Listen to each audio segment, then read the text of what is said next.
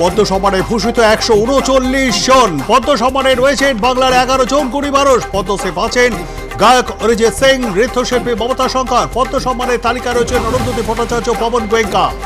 পদ্ম পুরস্কারের তালিকায় ক্রীড়া জগতের 5 জন। তালিকায় রয়েছেন রবিচন্দ্র ঋষি, নায়াম বিজয়ন, হরবিন্দর সিং, সতপাল সিং, PR শ্রীজেশ। আজ 76তম সাধারণতন্ত্র দিবস। দিল্লিতে সাধারণতন্ত্র দিবসে বিশেষ অতিথি ইন্দোনেশিয়ার রাষ্ট্রপতি প্রবোজ সুবিয়ান্ত।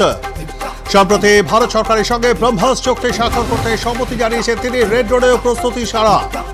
সাধারণতন্ত্র দিবসের আগে নদিয়ায় ভারত বাংলাদেশ সীমান্তে আন্ডারগ্রাউন্ড স্টোরেজের হদে শুক্রবার 3টি পর শনিবার উদ্ধার আরও একটি। স্টোরেজের ভিতর উদ্ধার নিষিদ্ধ কাপসিরা ট্রেনে করে তোলা হয় বাংকার। মালদার ইংরেজ বাজারে পর এবার গুলি চলল ডায়মন্ড হারবারের নোদাখালীতে। গুলিবিদ্ধ তৃণমূল নেতা কৃষ্ণপদ মণ্ডল আশঙ্কাজনক অবস্থায় কলকাতায় চিকিৎসাধীন তিনি।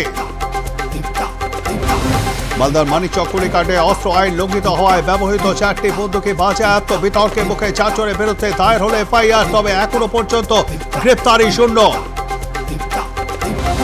বাগুইআটি জগৎপুরের নেতাজি পল্লীর 2টি বহুতলকে নোটিশ বিধাননগর পুরসভার। বহুতলগুলিকে খালি করার নির্দেশ। 7 দিনের মধ্যে বাড়ি ও জমির নথিপত্র দেখানোর নির্দেশ আবাসিকদের। রাষ্ট্রগুরু সুরেন্দ্রনাথ বন্দ্যোপাধ্যায়ের মূর্তির অবমাননা, মূর্তির চশমা উধাও। সোশ্যাল মিডিয়ায় ক্ষোভ উগরে দিয়ে পোস্ট। বিজেপি নেতা কুস্তভ পাচ্ছে।